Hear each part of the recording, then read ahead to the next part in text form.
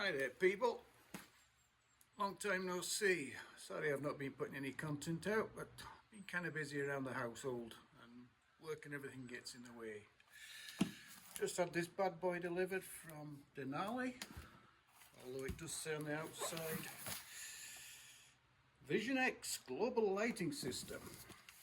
So thank you Mr. FedEx man, as usual you did a great job. These were ordered I think before Christmas. Yep, I think before Christmas. So let's take a look what we've got.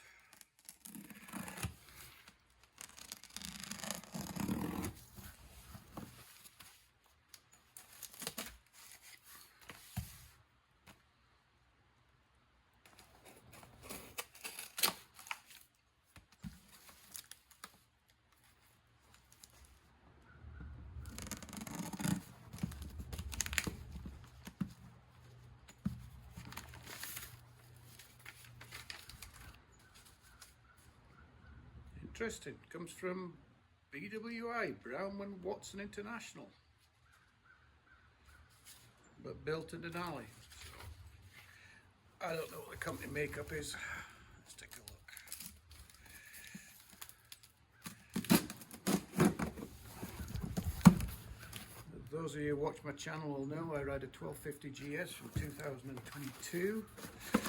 It's got the adaptive headlight on. Living here in North Georgia, I found we get quite a lot of deer on the road, and I want the maximum illumination of the road at night as I possibly can.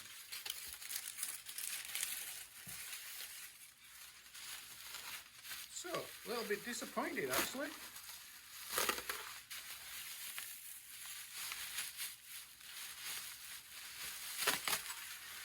All I seem to have got is the brackets. No lights.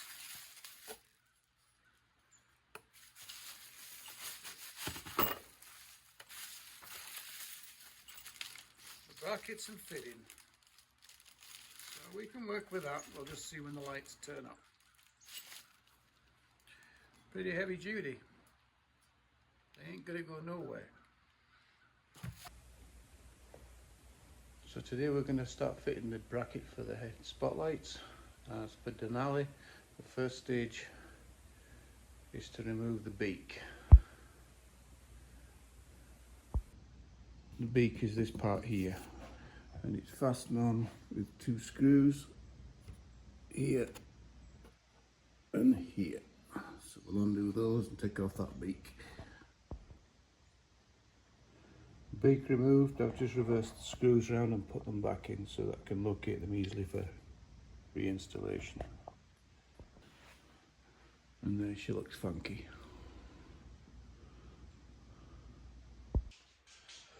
So next is to remove this shroud here. It says there's 7 Torxes. I can see 2 here,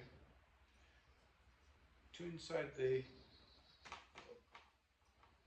don't know, cubby hole in here, and there's 2 at the front, so that's 6. And the 7th I've not found yet, but we'll have fun looking.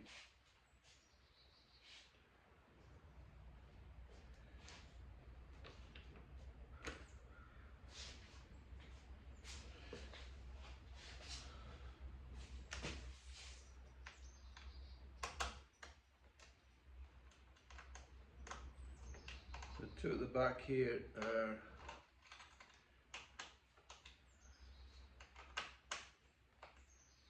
under the seat.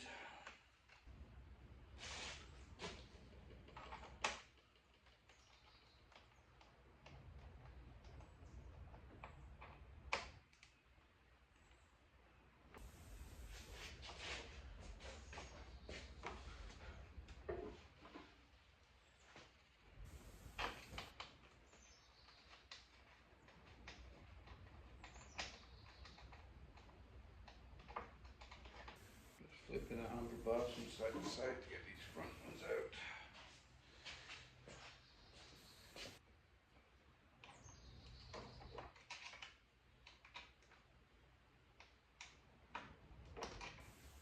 And this time I'll use this magnetic container to put the screws in.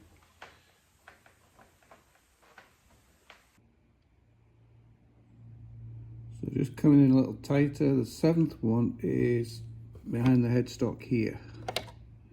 So you've got 1, 2, 3 at the front.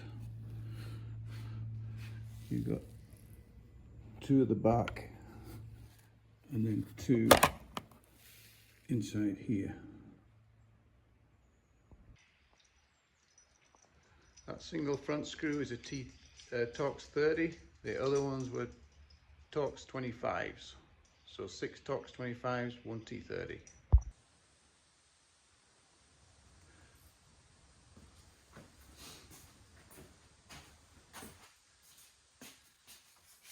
So now with all 7 screws out, we should be able to remove this piece here.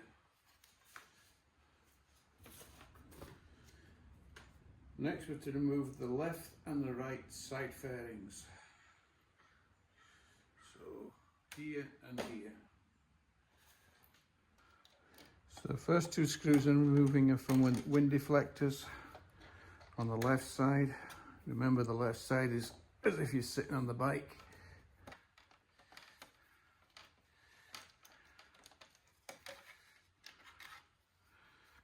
Again, to keep the screws together.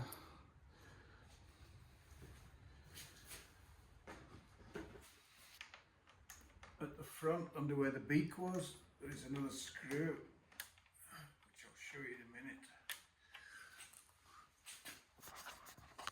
So this screw is under here.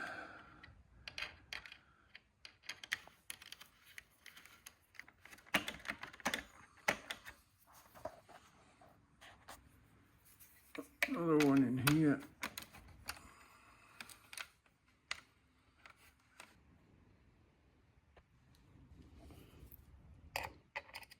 This one in here. And behind here you can just see a 4th one. This is on the left hand side. There's 4 screws to come out after you've taken the top piece out. So I'm going to put the camera down to take that one out. So I also undid the indicator at the front here and took that out, just to make sure that I could pull this out, that panel out there, without breaking it. It's a bit of a tight fit. It is fastened on with these lugs here, and I didn't want to break those off. I'm also going to be taking this panel off here, because I'm going to be wrapping it. I don't like the silver. So let's see if I can find out how that's done. So on this side there's 4 screws to undo. 1 here, 2, 3, and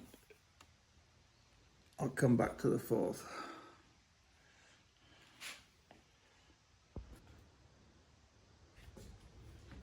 So I have 1 here.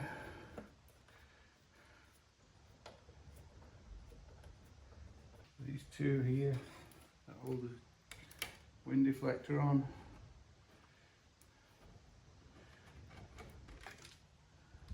Put that to one side. There's 1 here that covers this up.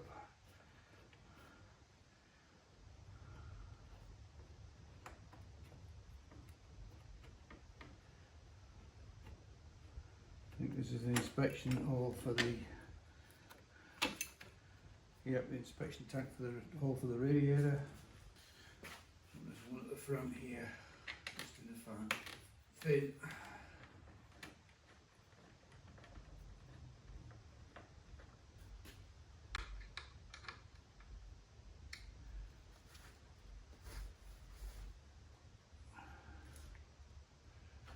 As before, I'm going to just slack my indicator off to give me more room.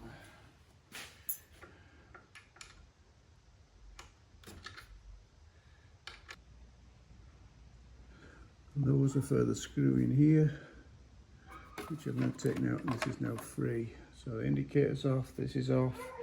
As I said before, I'm going to be painting those silver parts, or wrapping them. So I've taken all this lower shroud off, and it made it a lot easier in actual fact. Don't do what I've done here and leave this dangling on the wire. Not good for the tensions. I'm just going to put it back in place.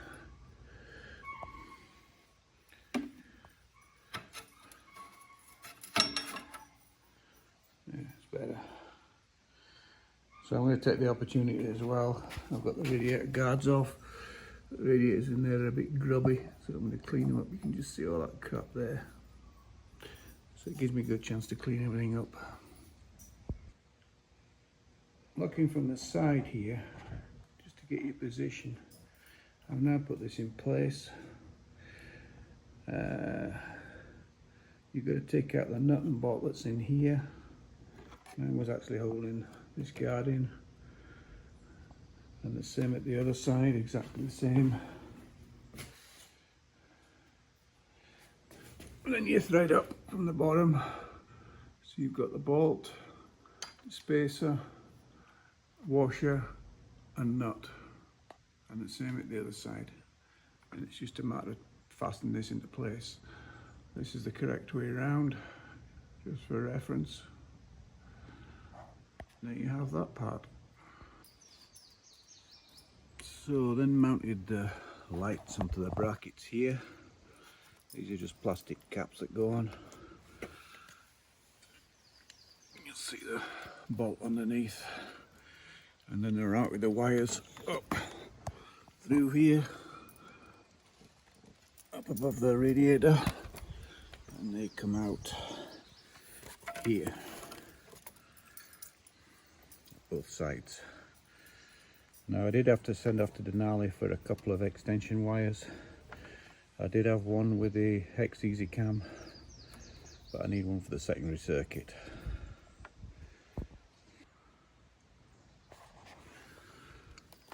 So each wire is then routed up underneath.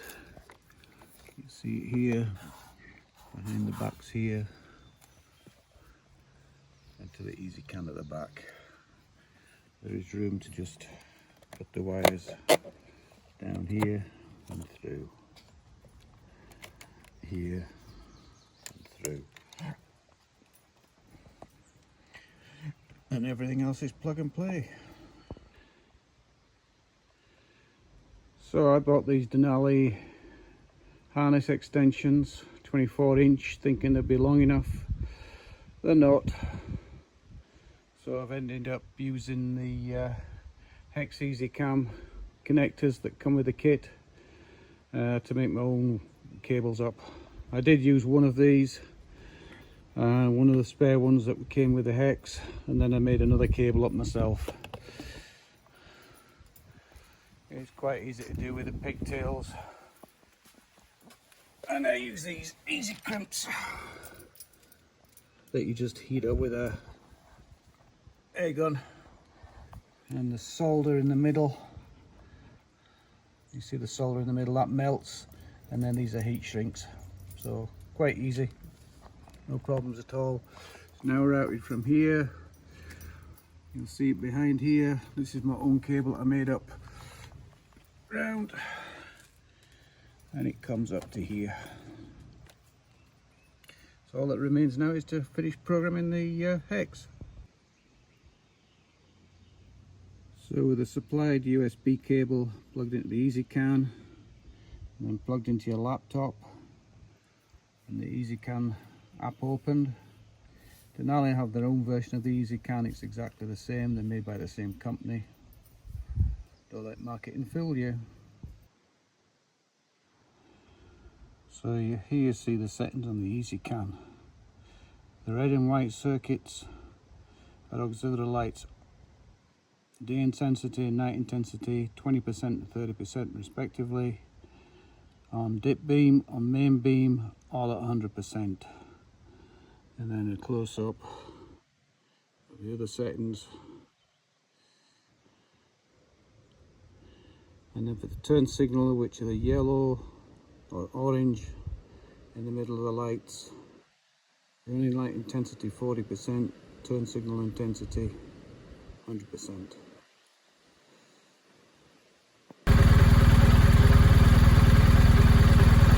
what it's like real world, and the same as the left hand side.